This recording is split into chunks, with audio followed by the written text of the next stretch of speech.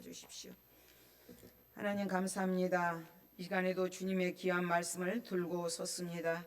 그 말씀이 생수가 되게 하시고 우리의 마음 심령 깊은 곳까지 스며들어서 살리는 역사로 임하게 도와주시옵소서. 감사드리며 예수 그리스도의 이름으로 기도드립니다. 아멘. 우리가 세상을 살아가면서 지켜야 할 것들이 너무나 많이 있습니다.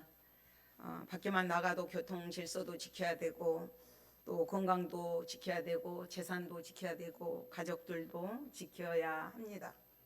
그런데 성경은 우리가 반드시 지켜야 할 것을 다른 것이라고 밝힙니다. 그것이 무엇이고 어떻게 지켜질 수 있을까? 한번 본문을 보면서 한번 우리가 배우는 시간이 됐으면 합니다. 우리가 지켜야 할 중에서 가장 중요한 것은 바로 우리의 마음입니다. 잠언서에서도 무릇 4장에서 모든 지킬 만한 것 중에 더욱 내 마음을 지키라. 생명의 근원이 이에서 남이라. 우리의 마음을 잘 지키랍니다. 이 마음에서 생명의 근원이 난다고 말씀하시고 있습니다. 생명이 나기도 하고 죽음으로 가기도 하고, 또 이것은 어떻게 보면 마음이 무너지면 다 무너져요. 그러나 또 마음이 든든하면 다른 것들이 부족해도 평안하고 기쁘고 즐겁습니다. 그렇지만 마음이 무너졌을 때는 늘 불안하죠. 행복할 수가 없어요. 그렇기 때문에 우리는 마음이 평안하면 다른 것들이 다 부족해도 채워지는 것들을 느낍니다. 그래서 마음을 반드시 지켜야 하는데 그 마음이 내 마음대로 안 된다는 거예요. 지켜주시는 분이 계셔야 된다는 거예요. 하나님께서 지켜주셔야만이 그 평안을 누릴 수가 있습니다. 인간은 마음을 지키고자 애써요. 노력을 해요. 그러나 불가능합니다. 인간의 모든 악한 마음도 마음에서부터, 심령에서부터 시작이 됩니다. 유혹도 마찬가지예요. 마음에서부터 시작이 됩니다. 이스라엘 백성들이 에레미야서 2장에서 두 가지 악을 행합니다. 그 악이 무엇이냐면 하나님께서 내 백성이 두 가지 악을 행하였나니 곧 그들이 생수의 근원되는 나를 버린 것과 스스로 웅덩이를 판 것인데 그것은 물을 가두지 못할 터진 웅덩이들이니라. 두 가지 악이 생수의 근원 되신 하나님을 버리고 또 스스로 웅덩이를 판 것이에요. 그렇지만 그것들은 터진 웅덩이다, 밑빠진 독이다, 그거를 얘기하고 있습니다. 아무리 채워도 채워지지 않는 물 빠진 독이라는 거죠. 터진 웅덩이는 하나님을 떠나서 마음대로 자기 생각대로 살고자 하는 그런 마음을 말합니다. 그래서 에레미야 2장에서도 하나님께서 이렇게 말씀을 하셔요. 내가 너를 순전한 참 종자 곧 귀한 포도나무로 심었거늘 내게 대하여 이방 포도나무의 악한 가지가 되면 어찌 됨이냐. 순전한 참 종자, 귀한 포도나무, 좋은 것들로 심었는데 그들이 어떻게 돼버리냐면 이방 포도나무의 악한 가지가 돼버렸어요. 이방 가지에 붙어 있어서 악한, 맺는 것들마다 악하게 맺어가게 됩니다. 그것이 하나님을 떠난 결과들이에요. 인간의 마음은 타락하고 부패한 것이 인간의 마음입니다. 그래서 아담도 범죄하고 나서 하나님이 부르셔요. 내가 어디 있느냐 했을 때 그들이 이렇게 하나님의 소리를 듣고 내가 벗었으므로 두려워하여 숨었나이다. 가르쳐주지도 않았는데 죄 짓고 하나님과의 관계가 맺어지지 않는 자들은 두려워요, 불안해요, 초조해요. 그것이 인간의 악한 본성입니다. 오늘 그렇다면 물된 동산의 심령은 어떤 심령인가? 결과부터 딱 말씀드리면 오늘 12절 말씀이에요. 그들이 와서 시온의 높은 곳에서 찬송하며 여호와의 복 곧 곡식과 새 포도주와 기름과 어린 양떼와 소의 떼를 얻고 크게 기뻐하리라. 그 심령은 물된 동산 같겠고 다시는 근심이 없으리로다.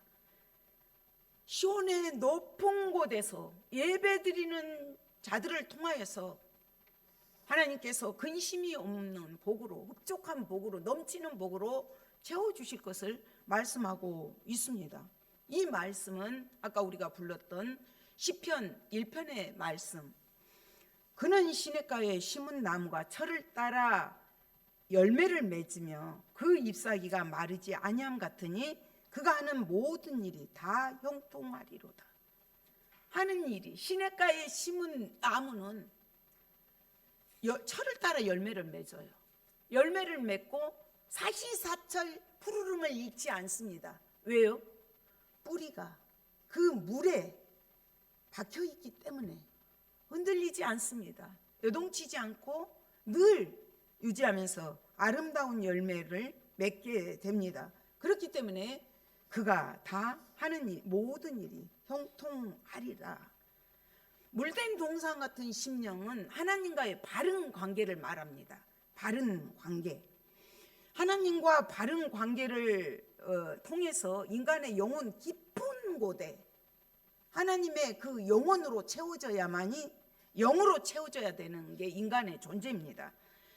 그리고 그 바른 관계를 맺게 되면 그 자체로 그냥 넘쳐요. 우리가 부모의 손에 붙들려 있을 때는 염려 근심이 없잖아요.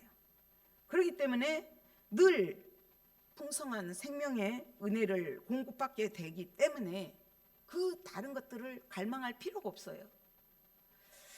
마음은 너무 이렇게 소중한 것들입니다. 근심이 없다는 것은 결과로 나타나는 것들이에요. 기쁘고 즐겁고 풍성한, 그동안의 노예로 이들이 노예로 바벨론에 70년을 살면서 얼마나 굶주렸겠어요. 얼마나 헐떡거리긴 삶이었겠어요. 죄악에 눌려서, 죄의 종 아래, 사망의 권세 아래 눌려서 그런 몸으로 그런 살아가는 그들입니다. 그랬을 때 하나님과의 관계가 예배를 통해서 회복되니까 예루살렘 성으로, 시온으로 돌아오고 나니까 풍성한 것을 느낀다는 것이죠. 이러한 축복의 역사가 오늘날 신약의 우리들에게 주어집니다. 하나님의 백성들, 곧 예수 그리스도의 구속의 사역을 힘입어서 성령의 내주하심으로 너희가 성전인 것과 너희 안에 하나님의 성령이 거하시는 것을 알지 못하느냐. 그래서 성령의 내주하심으로 날마다 체험하면서, 경험하면서 살아가는 성도들은 늘 감사하고 기쁩니다. 요한복음 7장에서도 37절부터 39절에 누구든지, 예수님께서 그렇게 말씀하셨어요. 누구든지 목마르거든 내게로 와서 마시라. 나를 믿는 자는 성경의 이름과 같이 그 배에서 생수의 강이 흘러나오리라 하시니 이는 그를 믿는 자들이 받을 성령을 가리켜 말씀하신 것이라. 성령으로 말미암아 기뻐하고 즐거워하고 늘 생수가 넘치는 심령이 만족한 물된 동산 같은 심령을 유지할 수가 있다는 것입니다. 그렇다면 건조한 땅, 바짝 마른 땅, 생물이 살 수 없는 그런 땅은 어떤 땅일까요? 신명기 8장에서 이렇게 얘기하고 있습니다. 습기가 없이 마른 상태의 땅, 물이 없는 땅. 이스라엘이 40년간 방황했던 광야를 가리킵니다. 너를 인도하여 그 광대하고 위험한 광야, 곧 불뱀과 정갈이 있고 물이 없는 간조한 땅을, 간조한 땅, 광야 땅이에요. 물이 없는 땅이에요. 전번에 그 세렝게티 국립공원, 그 아프리카 그 동물들을 보았는데 정말로 몇백 마리가 떼를 지어서 갑니다. 그런데 그 물을 구해서 먹기 위해서 그 위험을, 악어 떼로부터 그 위험에 도사리는데도 그 길을 갑니다. 그리고 한 마리가 넘어져서 구덩치에 넘어지면 그 위에 또 넘어지고 또 넘어져요. 우리 인생이 그런 인생이에요. 광야 같은 세상을 가면서 정말로 위험이 도사리고 있고 건조한 땅을 지나가는 이런 삶을 살아가고 있습니다. 그렇다면 우리가 애굽 땅은 어떤 땅인가? 애굽은 그래도 물을 흡수할 수는 없는 땅이에요. 그렇지만 나일강에서 수로를 연결해 가지고 그 물을 공급받아서 농사를 짓고 농수용으로 쓰면서 살아갑니다. 그래서 애굽은 늘 풍성하죠. 그러니까 우리가 믿음 생활을 하면서 이런 성도들이 있다는 거예요. 그러니까 애굽 지경에 있는, 그러니까 애굽으로부터 구원은 받았죠. 나오긴 나왔어요. 그러나 애굽을 늘 뒤돌아보죠. 이스라엘 백성들이 그러잖아요. 거기에 있을 때가 좋았다. 고깃가마 옆에 있을 때가 좋았다. 그때 부추도 먹었다. 오이도 먹었다. 그러고 얘기하고 있잖아요. 그래봤자 종인데. 그런 신앙인들이 오늘날 우리 교회 안에 똑같이 있습니다. 그런 자들은 믿는다고는 하지만 얼른 눈으로 보니까 물이 땅에서 나오거든요. 그러니까 소망을 땅에다 두는 거예요.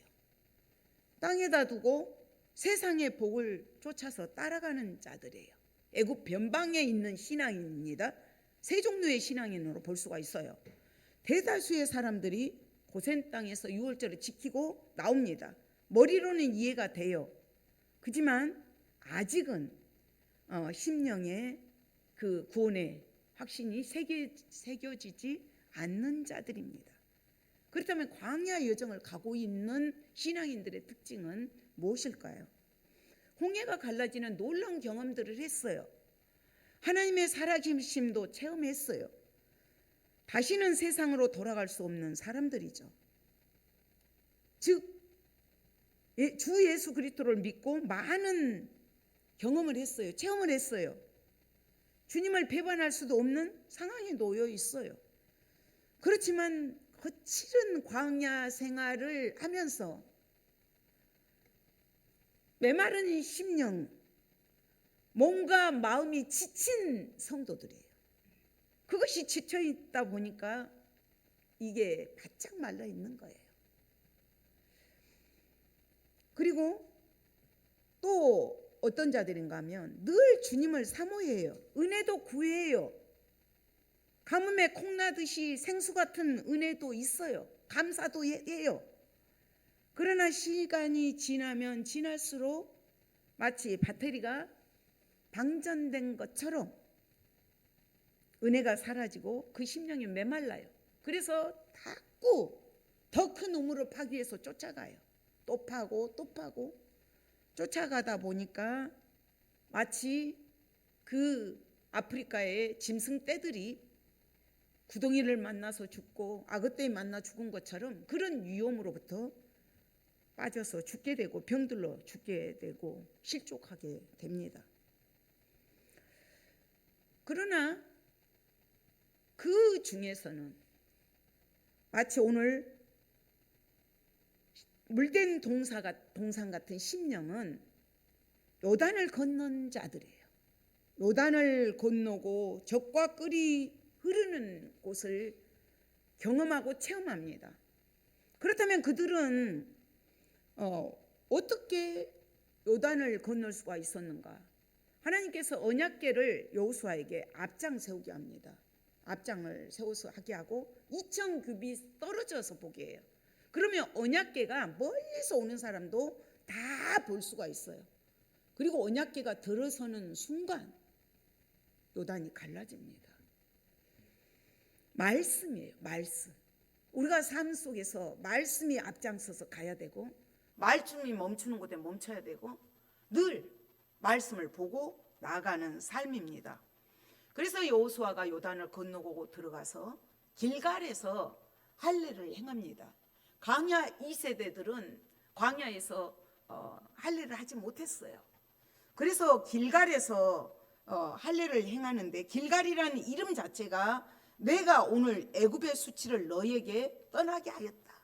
그러니까 길갈은 신앙의 순종, 헌신의 상징을 말하고 있습니다. 할례는 하나님의 백성으로 완전히 회복된 것을 말해요. 그리고 나서 새 사람이 되어서 애굽의 수치를 굴러보내는 것. 오늘날로 말할 것 같으면 세례입니다. 십자가에 나는 완전히 정과 욕을 못 박아버리고 새 사람으로 거듭나서 부활의 주님을 따라가는 신앙. 그런 신앙들은 늘 수시로 단비가 내리기 때문에 기쁨으로 감사함으로 지낼 수가 있어요. 실제로 가나안 딱 입성하자마자 광야에서 먹었던 만나는 그칩니다. 그런 하나님께서 이른 비와 늦은 비를 주시기 때문에 늘 그 땅이 물을 머금어요. 그래서 많은 소산들로 그들이 먹게 됩니다. 영적인 만나, 육적인 만나, 소산물의 풍성한 은혜, 만족한 기쁨, 즐거움을 다 맛보게 됩니다. 광야에서 배운 그 말씀들, 만나를 통해서 또 불기둥, 구름기둥 그런 광야를 거친 동안에 배웠던 모든 것들을 나의 삶 속에서 성령께서 깨닫게 해주시는 거예요. 그 말씀을 날마다 실제화를 해나가면서 살아갑니다. 그들의 심령은 늘 물된 동산 같아서 마음에 근심이 없어요. 곡식과 포도주, 구원의 기쁨, 감사, 영생에 얻은 그 기쁨으로 항상 넘치는 삶을 살아갈 수가 있습니다. 그렇다면 오늘날 영적인 이스라엘은 누군가? 1절에서 하나님께서 이렇게 말씀을 하셔요. 여호와께서 이와 같이 말씀하시니라. 너희는 여러 민족 앞에 서서 야곱을 위하여 기뻐 외치라. 너희는 전파하며 찬양하며 말하라. 여호와여 주의 백성 이스라엘의 남은 자를 구원하소서. 오늘날 우리가 영적 이스라엘이에요. 교회가 영적 이스라엘이고 성도가 영적 이스라엘입니다. 영적인 야곱입니다. 그런 자들, 여러 민족 앞에 서서 너희는 만민의 머리 야곱을 위하여 외쳐라. 외치라는 거예요. 너희가 기뻐 외쳐라. 너희는 전파하며, 너희는 전파해서 그들로 하여금 듣게 해라. 찬양해라. 너희들은 말해라. 가서. 그리고 너희들은 찬양해라. 말해라. 그러니까 너희들은 모든 세상 사람들의 머리다. 우두머리다. 나아가서 말해라. 외쳐라. 그리고 찬양해라. 그리고 말해라. 듣게 해야 됩니다. 그렇게 말씀을 하셔요. 그러면서 하나님께서 뭐라고 말을 해야 되는가? 이스라엘의 구원자 메시아가 우리를 구원하신다는 것을 전하고 남아있는 자들을 구원하게 해달라고 기도를 해라. 이렇게 말씀하고 있습니다. 그렇다면 우리는 오늘날 왜 하나님께서 이스라엘 백성들을 그 종살이에서 노예에서 회복시키잖아요. 올라갈 것을 말해요. 시온으로 올라가게 된다는 거예요. 지금 상황으로는 도저히 그 힘센 그 강대국 바벨론에 놀려있는 그들이 가게 된다는 거거든요. 왜 하나님은 그러면 시온으로 가게 하실까요? 예루살렘으로 올라가게 하실까요? 해외 회복을 시키실까요? 그것은 그들로 하여금 하나님의 백성으로서 신앙의 회복을 말해요. 하나님의 백성으로서의 신앙의 회복, 그리고 그들의 정체성이에요. 하나님 나라의 선민의 백성이라는 것을 알게 하기 위해서입니다.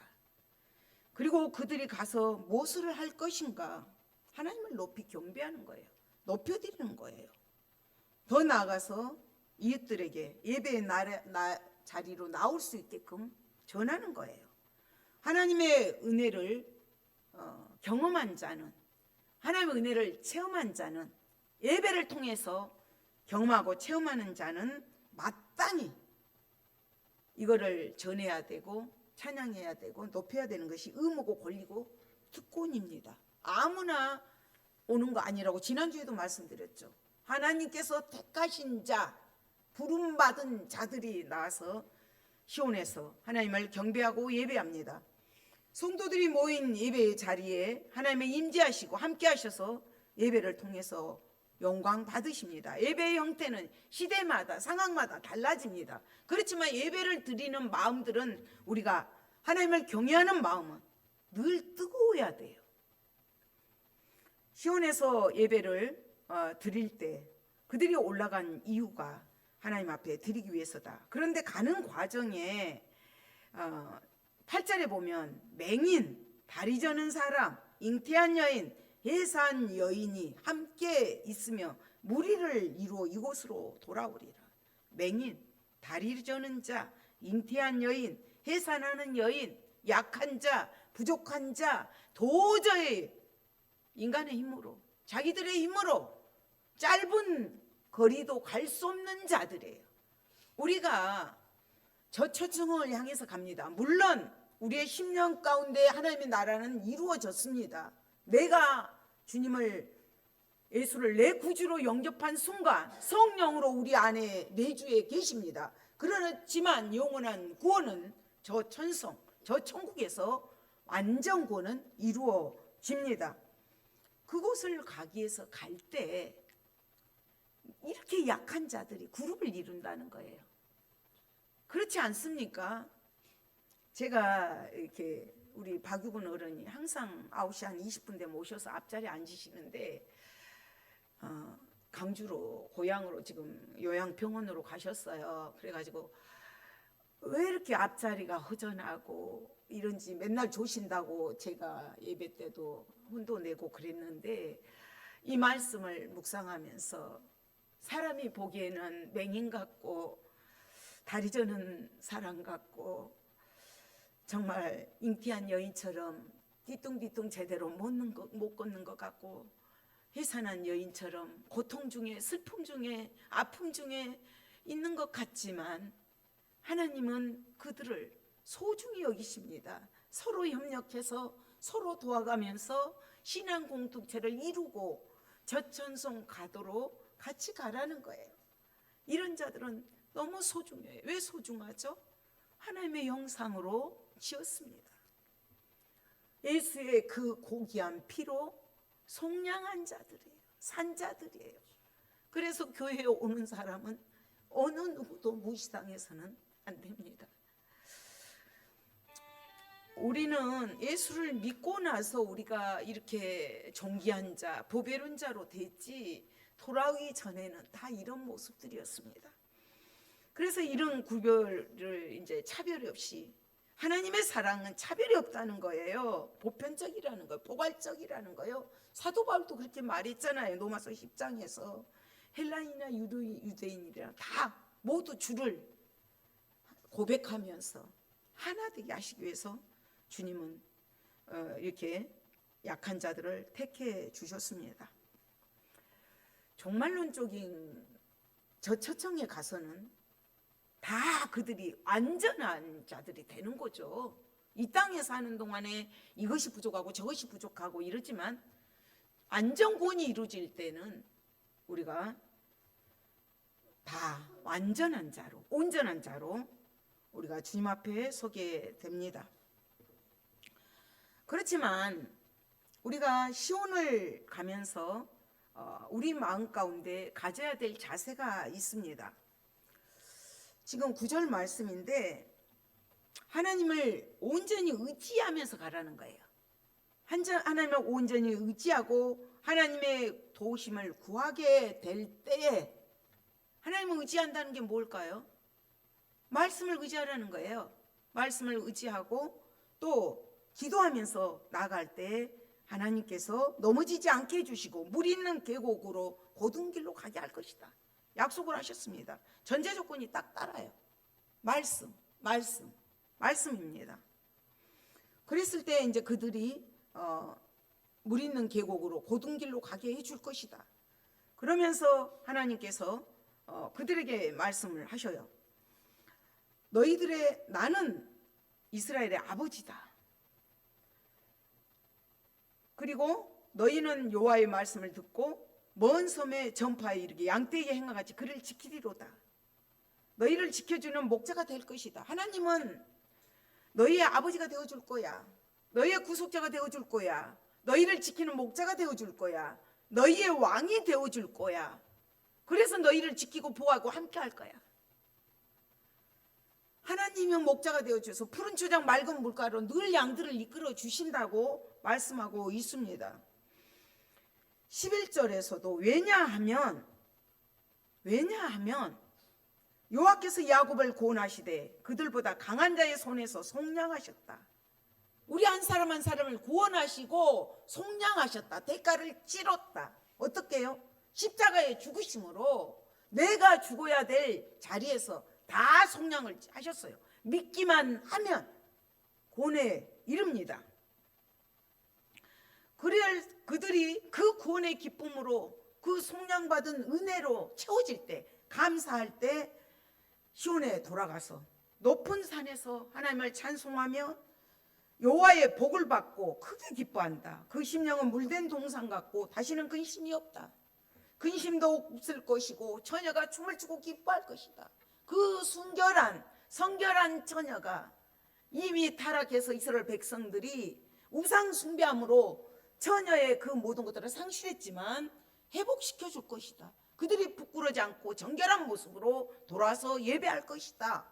청년들도 노인들 기뻐할 힘이 없지만 너무 기뻐서 주님께 영광 돌릴 것을 말하고 있습니다. 여호와의 복, 하나님의 복, 그들이 춤을 추면서 즐거워하고 기뻐할 것이다. 내가 슬픔을 돌려서 즐겁게 할 것이고 위로할 것이고 근심을 기쁨으로 얻게 할 것이고 기름으로 마음을 흡족하게 할 것이다. 내 복으로 내 백성을 만족하게 할 것이다. 마음을 흡족하게 하다가 물된 동산 같은 심령하고 똑같은 평행을 이루는 말씀입니다. 그렇다면 하나님은 지금 이스라엘 백성들이 광야에서 바벨론에서 그 어려움을 겪지만 하나님의 언약 때문에 그 언약, 신실한 언약을 맺어주셔요. 옛 언약은 모세가 십계명을 받고 지키지만 하나님께서 새 언약을 뒤편에서 주십니다. 그 언약, 새 언약으로 너희 마음판에 새길 거다. 그 새 언약은 예수의 피로 맺어진 언약입니다. 우리가 성만찬 할 때마다 새로 피로, 예수 피로 세운 새 언약이라고 고백했던 것처럼 새 언약, 예수의 피, 십자가의 사랑으로 맺어진 것을 말합니다. 그렇다면 십자가의 사랑은, 십자가의 피로 맺어진 언약은 하나님 사랑, 이웃 사랑, 딱 한마디로 압축하면 서로 사랑하라는 거죠. 우리가 그렇다면 어떻게 그런 모든 것들을 지켜나갈 수가 있을까요? 하나님의 음성을 어떻게 들어야 될까요? 막는 것들이 너무나 많이 있죠. 하나님과의 바른 관계가 위해서는 이 말씀들을 지켜야 됩니다. 성령님이 늘 우리 마음속에 계시게 해야 돼요. 그래야 되는데 방해하는 것들이 있어요. 칼 루스가 이런 말을 했어요. 영적 산만함이라는 거죠. 영적으로 우리의 모든 것들을 집중력을 빼앗아 가버리기 때문에 말씀을 듣지를 못한다는 거예요. 우리 안에 소음이 늘 크면, 심령 가운데, 마음 가운데 소음이 크면 하나님의 음성은 들리지 않습니다. 쉬지 않고 내 말만 할 때 대화는 반만 해야 돼요. 내가 하나님 앞에 하나님 이렇게 해주십시오 하면 만약에 1시간은 기도하면 30분은 하나님 이렇게 되기 원합니다 하지만 30분은 하나님의 말씀을 들으려고 귀를 기울여야 됩니다. 들으려고 할 때 이게 말씀이 들려집니다. 작은 찔림을 무시해버릴 때 넘어가게 됩니다. 사무엘은 말씀하소서 주의 종이 듣겠나이다. 늘 귀 기울여야 된다는 것입니다. 남을 용서하고 하나님의 음성을 들어야 된다는 거죠. 용서는 선택이 아니라 명령이에요. 명령. 어떤 우리 찌꺼기가 있다면, 죄악이 가려졌다면 성령의 빛은, 말씀의 빛은 들어오지 못합니다. 의도적인 불순종이 있다는 거예요. 사도 사울처럼 사울이 사무엘을 기다리지 못하고 제사를 지내버립니다. 그렇게 알고도 의도적으로 불순종해버린 거, 알고도 행하지 않는 거, 헌금보다 봉사보다 더 소중한 것이 순종이라. 순종이 우선돼야 된다. 말씀에 순종해야 된다는 거죠. 나 저거 알아. 알면 뭐합니까? 행하지 않으면 아무 소용이 없습니다. 말씀을 멀리하는 게 있다는 거예요. 주의 말씀은 내 발의 등이요 내 길의 빛이니이다. 하나님의 음성 자체를 잊어버리게 돼요. 매일 제가 말씀을 보내잖아요. 그 말씀을 계속 먹어야 됩니다. 양식을 삼아야 됩니다. 금년 1년 제가 결단의 찬송도 너는 시냇가에 심은 나무다, 그걸 이렇게 했습니다. 금년 1년도 시냇가에 심은 나무처럼 정말로 심령 가운데 채워지는 물된 동상 같은 심령을 유지하기 위해서 말씀을 가까이 하십시오.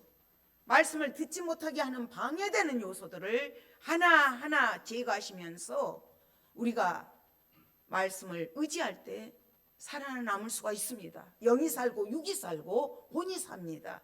영혼이 잘 되므로 범사가 잘 되고 영혼의 강건한 복들을 누릴 수가 있습니다. 지난주에 55장에서도 목마른 자들아, 너희 목마른 자들아 물로 나오라, 돈 없는 자도 오라. 돈 없이 값없이 포도주와 젖을 사라 했잖아요. 돈 없는 자, 치를 대가도 없는 너희들, 목말라 있는 자, 영적으로 갈급해 있는 자, 메마른 땅, 정말로 땅이 쩍쩍 갈라지는 그런 심령 다 와라 초청하고 계십니다. 와서 뭐 하기 위해서요? 책망하셨잖아요. 너희가 어찌하여 양식이 아닌 것을 위하여 은을 달아주며 배부르게 하지 못할 것을 위하여 수고하느냐? 헛된 것들이다. 내게 듣고 들을지어다. 듣고 들으라는 거예요. 그리하면 너희가 좋은 것을 먹을 것이며 너희 자신들이 기름진 것으로 즐거움을 얻으리라. 너희는 귀를 기울여 내게로 나와 들으라. 들으라. 얼마나 안 들었으면 이걸 강조했겠습니까? 우리는 하나님 앞에 예배자로 금년 2026년도 승리하는 우리가 되시기를 소망합니다. 금년 1년 동안 시냇가에 심은 나무처럼 물된 동상 같은 심령으로 하나님과 동행하면서 하나님과의 관계, 바른 관계를 맺으면서 늘 저를 따라 열매를 맺고 푸르름을 잃지 않는 우리 성도들이 되시기를 소망합니다. 하나님 감사합니다. 정말로 이 시간에도 말씀을 통해서 물된 동상 같은 심령이 되기를 원합니다. 시냇가에 심은 나무가 시조를 쫓아 가시를 맺으며 그 푸르름을 청청함을 잃지 않았던 것처럼 우리가 금년 26년도 1년 동안 그런 심령이 되기를 원합니다. 아버지, 우리의 힘으로 능으로는 지킬 수가 없사오니 성령으로 내주하여 주셔서 늘 함께 하심으로 승리하는 한 해가 되게 도와주시옵소서. 감사드리며 예수 그리스도 이름으로 기도드립니다. 아멘.